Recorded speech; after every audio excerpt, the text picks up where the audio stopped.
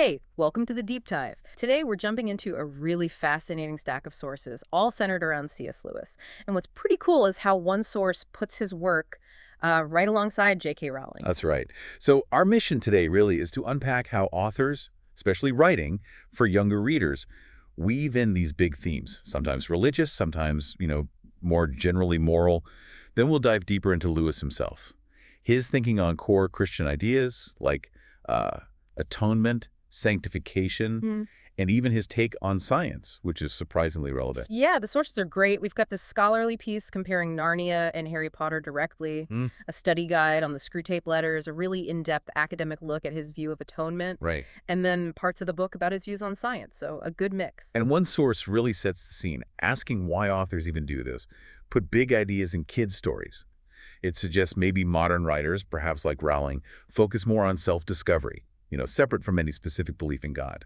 Whereas older stories, and Lewis definitely fits here with Narnia, were maybe more direct about grappling with God, morality, that kind of thing.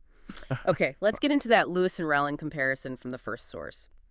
It argues pretty strongly that Narnia was Lewis's conscious attempt at Christian education. Yeah, not just a story, but a way to teach values, get readers thinking about God, good versus evil. He wanted to teach Christian beliefs, help readers find their relationship with God, and grapple with his ways. And Lewis was pretty upfront about why he did it that way. He thought directly talking about religion could sometimes put at walls for kids. He aimed to, I think that the phrase was, steal past certain inhibitions by putting the ideas in this fantasy world. Right, strip away the stained glass and Sunday school associations, as he put it. Exactly, to show their real potency. And Narnia is just packed with examples, isn't it? Like Edmund and the Turkish delight.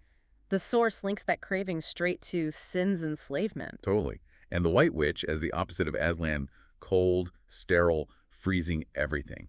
Clearly connected to evil, to the devil. And Aslan's sacrifice for Edmund, stepping in for the guilty one who couldn't save himself. That's a huge parallel to Jesus' atonement. Definitely. And you see these character journeys too. Like Lucy, learning to trust Aslan even when others can't see him. Following him anyway. Right. And that faith eventually leads others to see him too. It seals the triumph of good. Or Jill and Eustace getting fooled by the giant's fake care. They needed Aslan to nudge them, remind them to obey the signs they were given. It shows that need to stick to God's word, basically. Even when things look confusing. And Shasta, realizing Aslan was guiding him all along, even when he had no idea. That points to, well, a bigger plan, right? Destiny. Yeah, and the source notes the later books, like Magician's Nephew and The Last Battle, get even more explicit with Christian doctrine, referencing Jesus as Alpha and Omega, things like that. So Narnia's message is pretty intentional. Now, the source contrasts this with Harry Potter. Right. Arguing Rowling fits more that modern shift towards self-discovery, not pushing one faith, but encouraging questions. But here's where it gets really interesting. Despite that difference, the source points out loads of Christian parallels in Harry Potter, too. Which is fascinating, yeah. I mean, there's definitely a clear good versus evil struggle. And some Christian groups apparently saw Harry challenging authority, like the Dursleys' obsession with normalcy, as maybe encouraging rebellion, making normal people look bad. Interesting perspective. And the source draws direct lines between Harry and Jesus.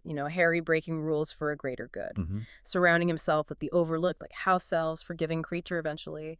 It echoes Jesus's focus on love and the marginalized. Yeah, and that scene in the Forest of Dean, Harry walking towards what seems like certain death, accepting it. Compared to Gethsemane. Exactly. And then his death and return from King's Cross, it's hard not to see the resurrection parallel there, overcoming death. And Dumbledore even says accepting death is what makes him the master of death. Right. And how he defeats Voldemort, not with killing, but disarming. Because the Elder Wand already belonged to him. It's a different kind of power. Choice is also massive in Harry Potter, isn't it? Making the right choice, not just blindly following. Huge. Sirius, Snape, Ron, Hermione.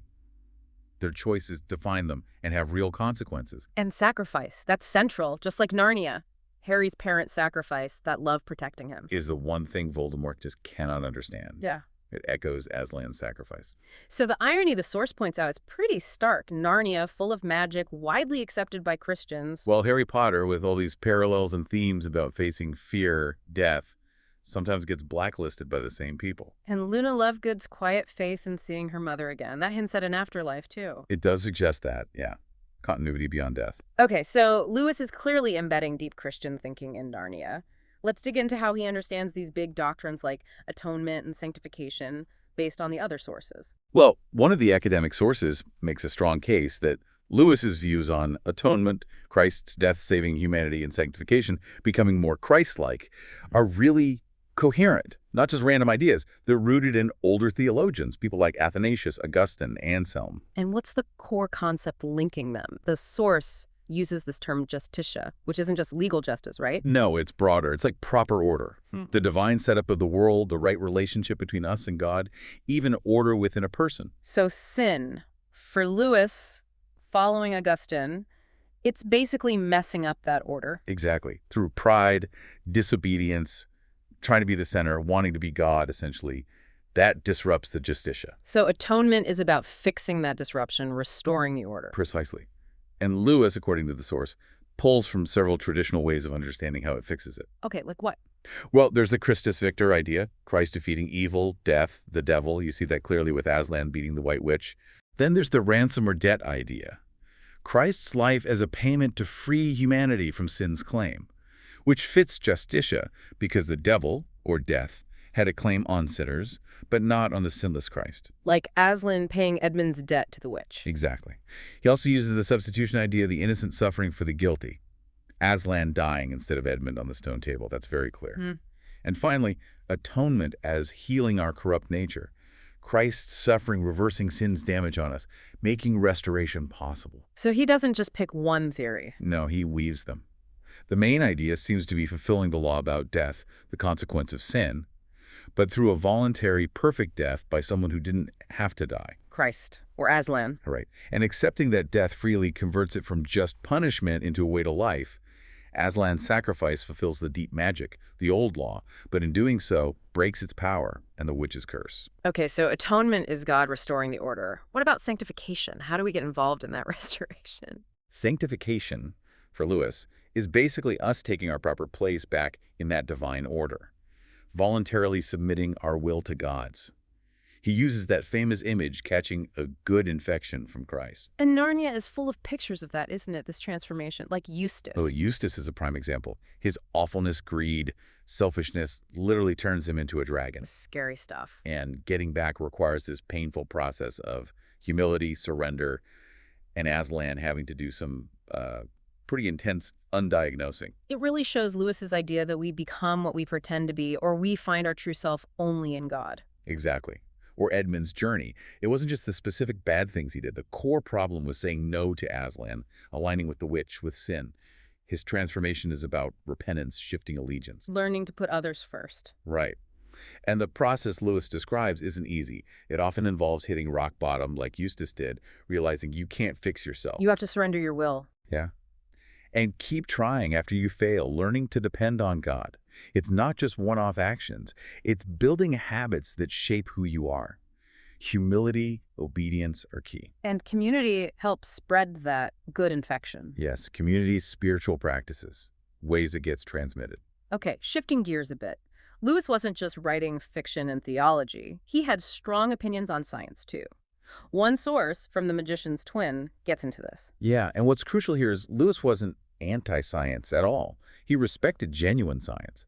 What he was against was scientism. Okay, what's the difference? Scientism is the belief that science is the only way to real knowledge, or that scientists, just because they're scientists, should dictate morals or run society. Gotcha. And the source says Lewis saw parallels between unchecked science and magic, both seeking power. Exactly. Think of Uncle Andrew in Magician's Nephew. He's both a bumbling magician and has this sort of amoral scientific curiosity. And NICE in that hideous strength. Yeah, that's downright terrifying, using science for total control. Absolutely.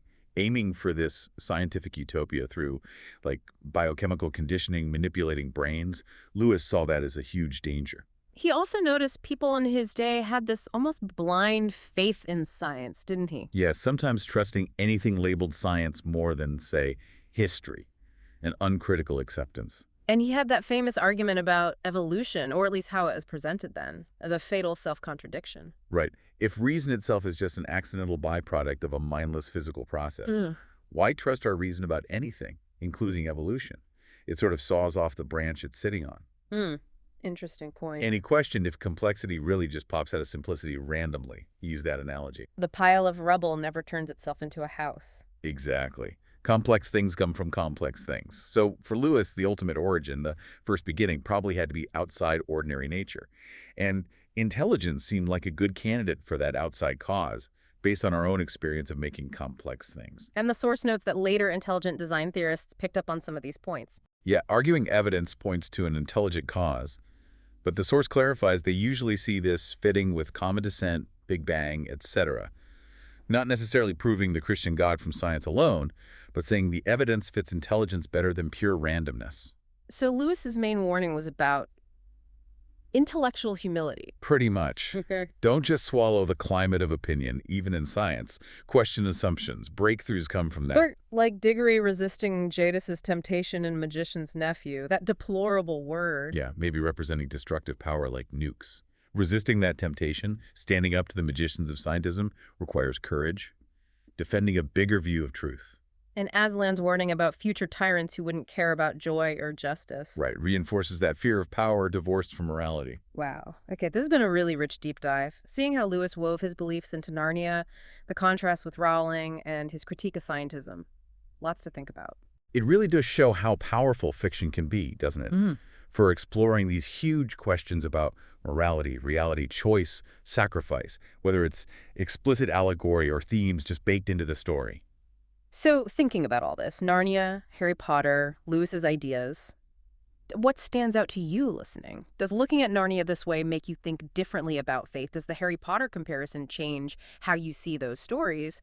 And Lewis's worries about scientism, do they echo anything you hear debated today? And here's a final thought to chew on.